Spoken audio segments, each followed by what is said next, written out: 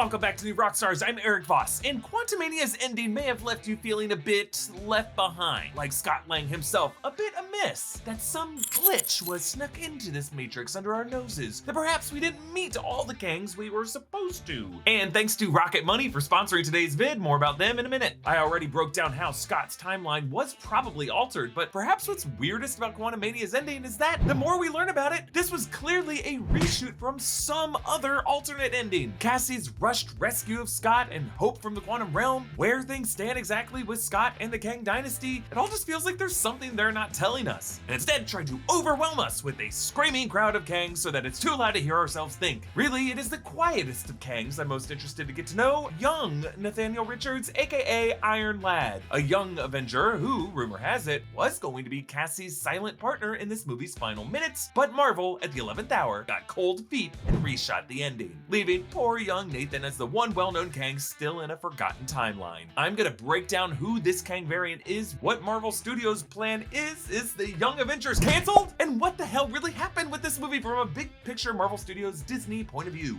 Also, subscribe to our new channel, The Deep Dive, where I did an insanely detailed look back into Loki Season 1, and you can support our growing network by grabbing some merch at nerdriot.shop, like something from our Deep Dive collection. Okay, since we're talking Kang here, let's talk timeline. Quantumania was hastily reworked right up until the last minute, according to the VFX artists who worked on the film. It hasn't been confirmed yet what the original ending of the movie was, but when the screenwriter was asked if they ever planned to kill off Scott Lang or some of the other characters, Jeff Loveness confirmed to the Hollywood Reporter that they did, quote, game out a ton of scenarios, and they even, quote, debated other banishments and imprisonments. But ultimately, they didn't want Quantumania to end too similarly with Infinity War, with Thanos, and killing off some of the heroes. Okay. We don't really know how far the production actually got into any alternate ending, but we do know that the ending we got was shot extremely recently. Set photos of Paul Rudd in Los Angeles dated January 6, 2023, only about 2 months ago, show him with the Baskin-Robbins cake box outside of Bridge Donuts, a shot that we only see at the end of the movie. January 2023. This would have been 6 months after the first trailer footage was shown at Comic-Con in July, and 3 months after the film's first Goodbye Yellow Brick Road trailer was released in October. And yeah, just 1 week before that big MODOK trailer was released in January. This new ending of Scott looping back into his routine left with the dread of the Kang dynasty was shot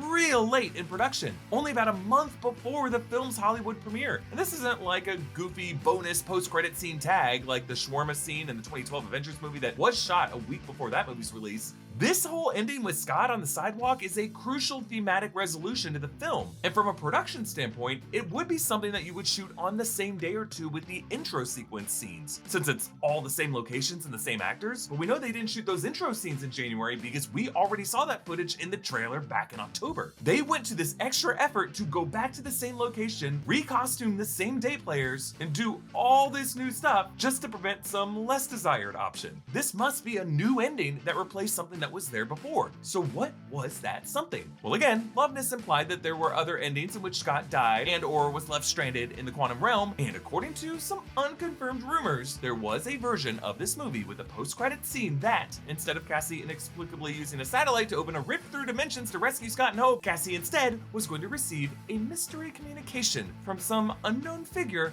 to activate a new Avengers initiative to save Cassie's father and other Avengers and to thwart Kang. This message would have come from a friendly Kang variant, a young Nathaniel Richards who fears his future, one who also goes by the name of Iron Lad. Half the fun of the Super Bowl is the ads, but to get that fun looking stuff, you gotta have some money. Rocket Money can help with that. It makes saving money easy. Rocket Money used to be Truebill, but Truebill mutated from a bill management app into a full-on money management powerhouse, Rocket Money. Rocket Money does everything Truebill did and more, helping 3.4 million members take control of their finances with easy-to-use features that put you back in charge of your finances. One of Rocket Money's best features is that it helps you find and cancel all your unwanted subscriptions. I was wasting hundreds of dollars every month on stuff I didn't even use, and now I can use Rocket Money's smart savings account to put that money aside instead. I just choose the amount I want to save and how frequently. Rocket Money automatically deposits my money into a savings fund that I can withdraw from anytime. For the money I'm spending instead of saving, I use the budgeting tool. It monitors my spending by category, sends notifications notifications when I've exceeded my spending limits, and visualizes my spend to earn ratio by month, quarter, or year. Rocket Money can even negotiate bills, from internet service bills to cable and phone bills. I didn't even know those could be negotiated. Just upload a photo of your bill and Rocket Money does the rest. Once you've signed up, you can unlock even more features in premium. It's so easy to use and there's no reason not to take control of your finances. To try Rocket Money out for free and support our channel, head to rocketmoney.com/newrockstars or click the link in the video description. Now, I've mentioned Iron Lad in a few other videos, but just to summarize, he's a 31st century Nathaniel Richards who hasn't yet grown into a multiversal scientist adult. He gets approached by his older self, KANG, and ends up in a battle that sends the kid hurtling back to the present day, where he finds Vision's old operating system with a message to initiate an Avengers failsafe program. Nathaniel merges with Vision's tech, which is Stark hardware, and he becomes Iron Lad, founder of the Young Avengers. In this case, this Avengers failsafe message that Cassie received would finally give an answer to why Marvel Studios has been introducing so many second-generation younger Avengers, and why so many of the first-generation Avenger adults are off-world or incapacitated in the MCU at the moment. Some Avengers are off-world or off-reality, maybe coming back to fight in Kang Dynasty or Secret Wars, and then some younger Avengers staying on Earth to fight the smaller battles. But instead, what we got was a wild mid-credit scene that feels like it was originally going to be a post-credit scene, and then a post-credit scene that was actually just a scene from the upcoming season of Loki, which was awesome and great, and I loved it, but it also just feels like a ringer backup contingency plan. I think the real secret truth behind this change can be found in the big picture happenings at Marvel Studios' parent company, Disney. So forgive me as I explain the Succession-style media business drama. Cue the music.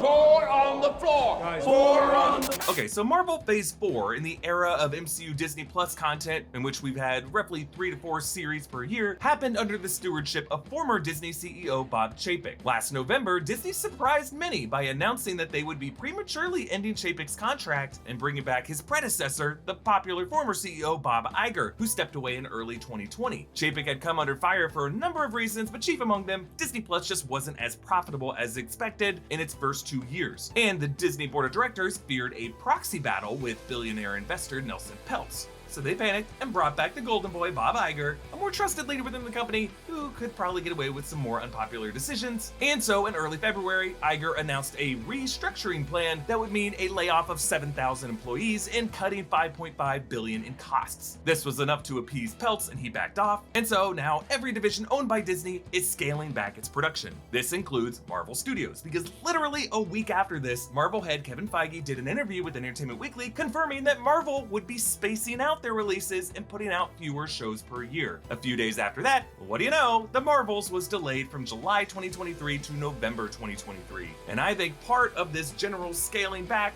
meant that Feige had to push his Young Avengers plan, which also meant that shortly after the past holidays, reshooting the ending of Quantumania to remove Iron Lad and Cassie teaming up, and instead focusing on making sure we all stayed subscribed to Disney Plus through the end of the fiscal year so we can see Loki Season 2. And you know what? I'm so goddamn pumped for that show that I am happy to do my part. But what does this mean for our dear forgotten young Kang, Iron Lad? Really, I just think this changes his mission. Rather than an immediate newcomer to bridge the Young Avengers together on Earth, for now, he's one of these mystery faces in the crowd of Kangs, responsible really only for his relationship with his dynasty, the Horde, perhaps even the one Kang capable of helping the worst of himself find his soul. And honestly, I'm more interested in that than I am in whether or not this kid has sparks with Cassie Lang in some Riverdale knockoff on Disney Plus in 2024. You may have noticed in this video, I went into the media business drama behind all this stuff. We don't talk about that a lot on New Rockstars, but I am obsessed with all that stuff. And it's why one of my favorite shows on TV right now is HBO's Succession, which picks a fictional version of a company like the Disney Corporation, or really the Rupert-owned Fox Corporation. I love it so much, and if you would like to see me break down episodes of that upcoming final season, I want to hear from you. Comment down below to let us know whether or not you plan to watch that season, and so if you would watch my breakdowns. I know it's a little off-brand for New Rockstars, but I would love to cover it. Hey, a reminder to subscribe to our new channel, The Deep Dive, and you can support us by grabbing some merch at nerdriot.shop. You can follow me on Instagram and Twitter at EA Voss, follow New Rockstars, and subscribe to New Rockstars for more analysis of everything you love. Thanks for watching. Bye.